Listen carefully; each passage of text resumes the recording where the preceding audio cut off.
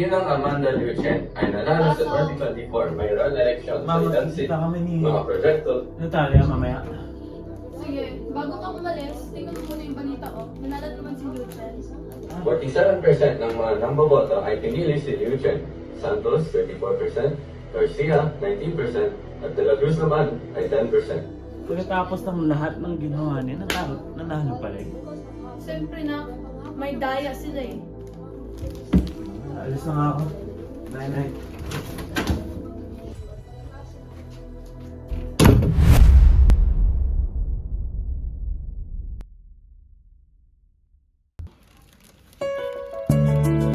Boo!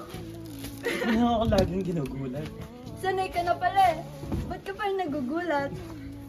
Hindi ko na ito na yung madulog ko. Ang paborito mo. Ano yan? Saan yan? Lalo. Ano ba yan? Oh. Thank you. Narinig mo ba, nananalo si Lucien sa election? Siyempre siya binoto ko sa elections eh. Ha? Ba't mo naman siya iboboto? Masamang tao siya. Di ba doon nagtrabaho tatay mo bago siya namatay? Elias, best friend mo ko. Kahit ano pwede mo sabihin sa akin. Pinatay siya ni... Ha? Ano? May ebidensya ka ba? Wala, pero... Eh di wag ka magsabi ng mga ganyan. Wait, Nat. Ma, nasan ka na? Nandito na ako.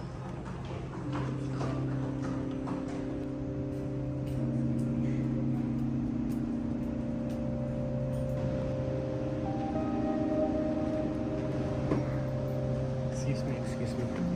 Baba tayo nandito.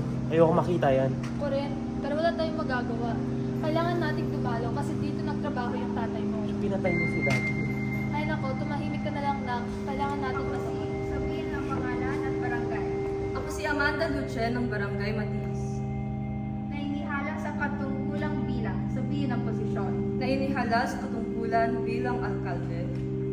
Lunsod ng ilag Lunsod ng Ilag ay taimtim na nanunumpa ay taimtim na nanunumpa na gagawin ko ng buong husay at katapatan ng buong husay at katapatan sa abot ng aking kakayahan.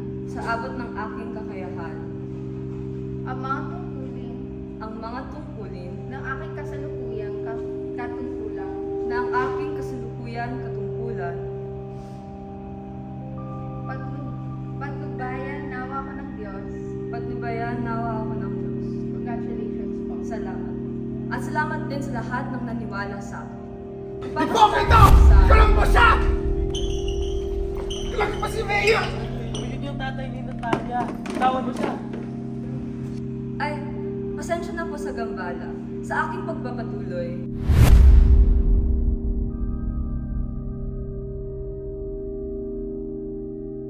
Natalia, ginawa nila Mayor Lucien ni daddy mo. Kailangan ko to ayusin. Sinasaktan na lang nila yung pamilya natin.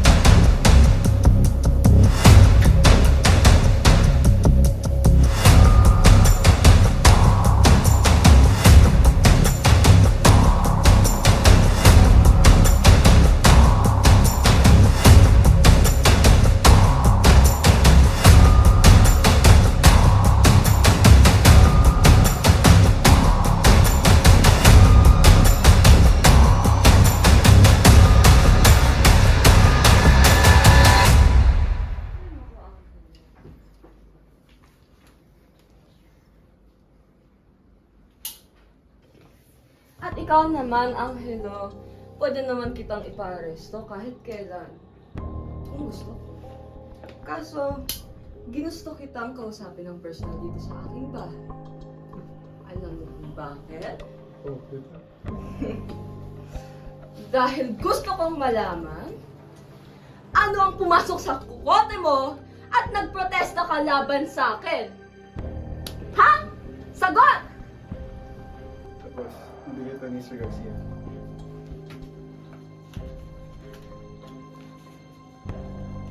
Ah! Magaling! Magaling!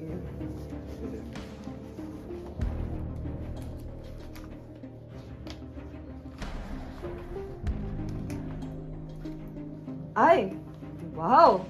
Naaalala mo pa ba ang iyong katrabaho dati na si Alejandro Aquino? Pinatay mo si Alejandro! Alam na lahat yun. Pinatay mo siya! Halimaw ka!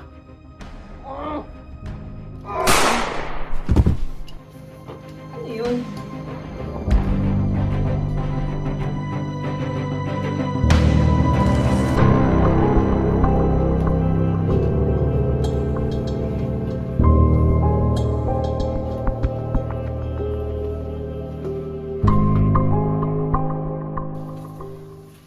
Elias, bakit mo ako pinatakot dito?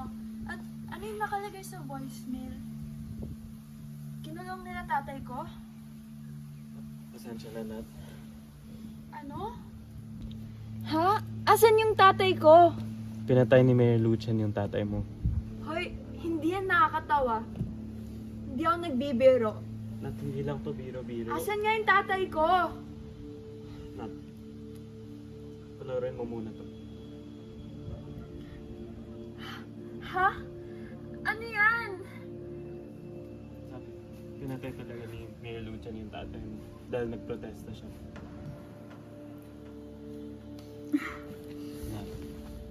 Nat, pasensya na. Hindi ako dapat humingi ng pasensya sa'yo. Sana naniwala ako sa mga sinasabi mo. Hindi natin siya pwedeng pabayaan lang. Baka mas marami siyang magawang mali. Nat, okay. Meron nga akong plano. Okay? Medyo delikado pero dahil sa video na to, makakakuha tayo ng maraming kapal. Sigurado ka ba? Paano natin to sisimulan? Papalabas natin yung video. Okay. Pagkatapos nun, yun na, marami na tayong kakampi. Nat, ayaw ko gawin to kung wala ka. Okay. Kailangan kita. Please. Sige. Ate, narinig mo ba tungkol sa organisasyon na ginawa ng ilang mga tao laban kay Mama? May meeting sila ngayon. Ano? Anong organisasyon? Tingnan mo. Ah, okay. Ayun yung meeting nila. Oh. Saan ka pupunta? Meron akong kailangan gawin. Sa opisina ni Mama? Po, wala kang kinalaman dito. Sige na nga. Bye.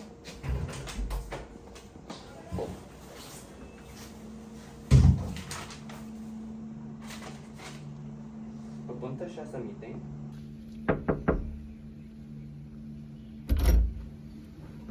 Hala! Sino ka?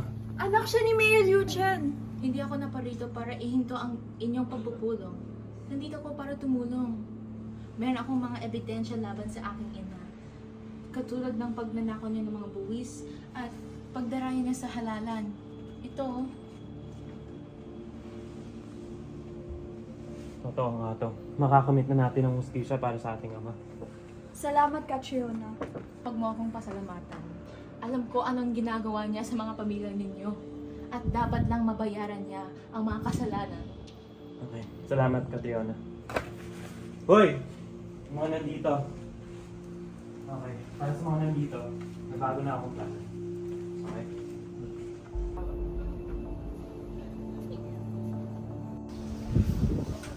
Natalia, may kailangan ako sabihin. Ate! Sino Nasaan ka? ang ate ko? Sino ka? Ako ang kapatid ni Catriona. At bakit siya dito? Po? Anong ginagawa mo dito?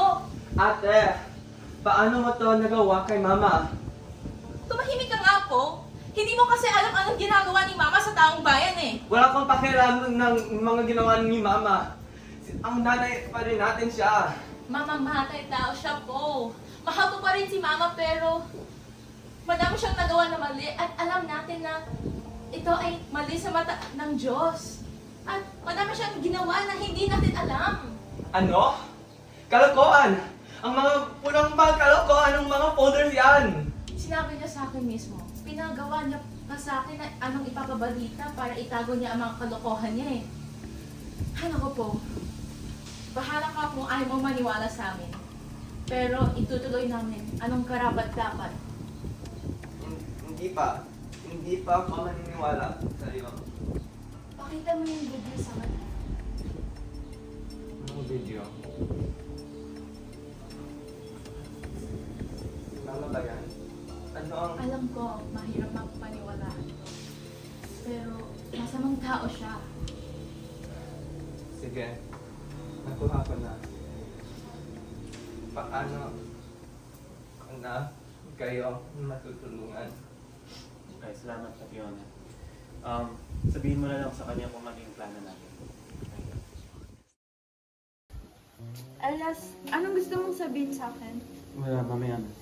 Sabihin mo na, kahit ano.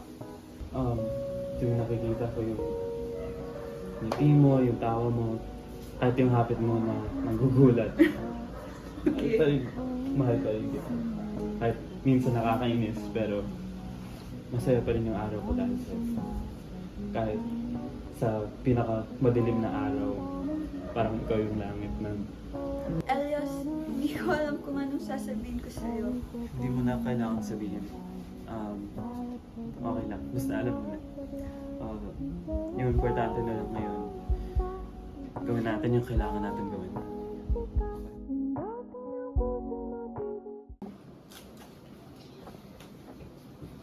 Magandang umaga. Gusto kong magpasalamat sa lahat ng sumuporta, naniwala at bumoto sa akin.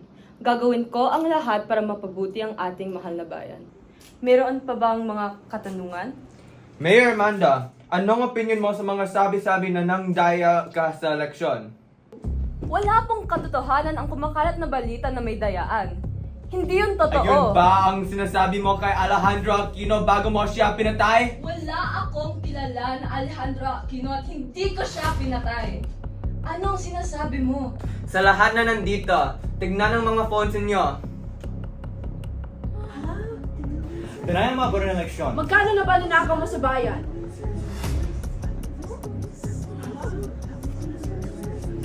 Excuse lang po.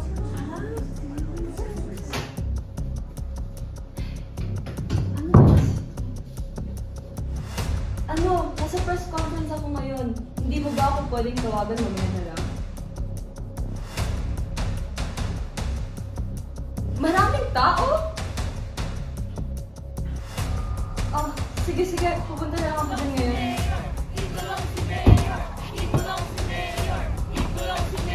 Anong ginagawa niyo sa bahay ko, ha? Gusto niyo bang makulong?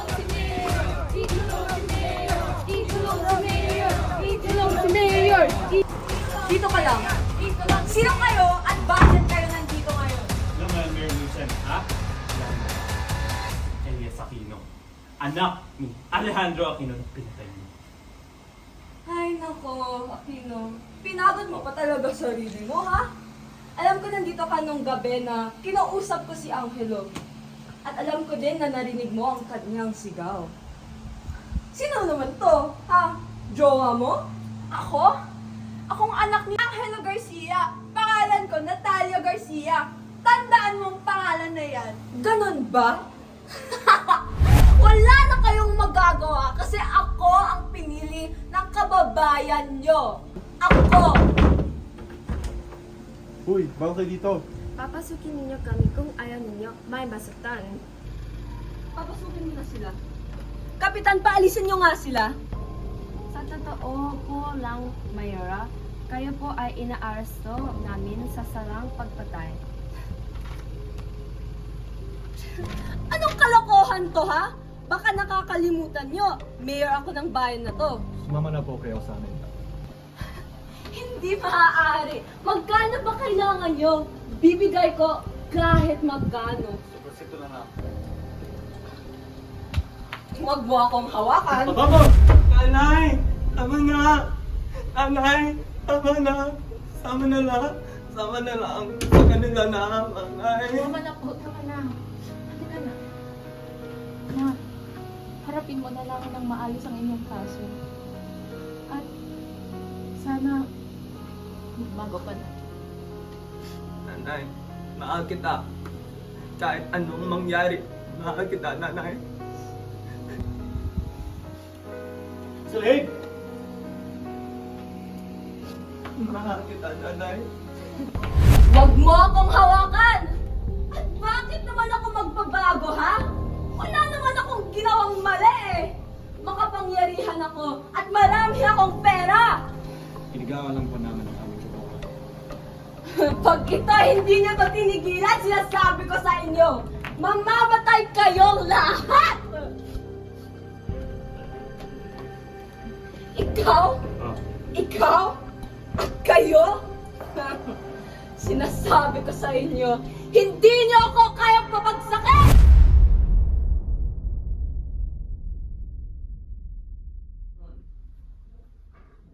Nagbabagong balita. Dinakip kanilang tanghali si Mayor Amanda Denise Lucen ng bayan ng Ilag. Kanilang tahanan dahil sa kasong pagpatay. Pagdaraan sa nataraang eleksyon at pagtanggap ng mga mahaling regalo sa mga negosyante ng may kapalit. Hindi na natin kailangan lumaban. Samantala, tinanggi ni Mayor Amanda ang mga akusasyon sa kanya.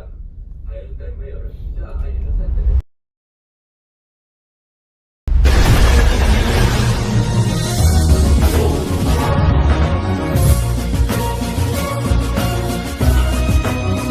Dahil sa tulong, bawal ang kakamot-kamot sa katanungan. Harap-harap ang iaabot, sinong pinili. Pag ang tinta ay humalik sa daliling siyang ginamit. Hindi dito nagtatapos ang lahat. Dahil ako, si Mayor Amanda Denise Lucen, Nagturong na wala ay maibalik. Dapat Alam tama. natin ang tama, ba't di natin ginagawa? Paulit-ulit na lang na ito ang bagong simula. Simula ng simula, bakit walang natatapos? Atras sa pati, lagi pudpud ng swelas ng sapatos. Ilang beses na nga ako, ilang beses na pa ako. Ba't di natin subukan at tulungan at umako? Bumahagi sa bigat ng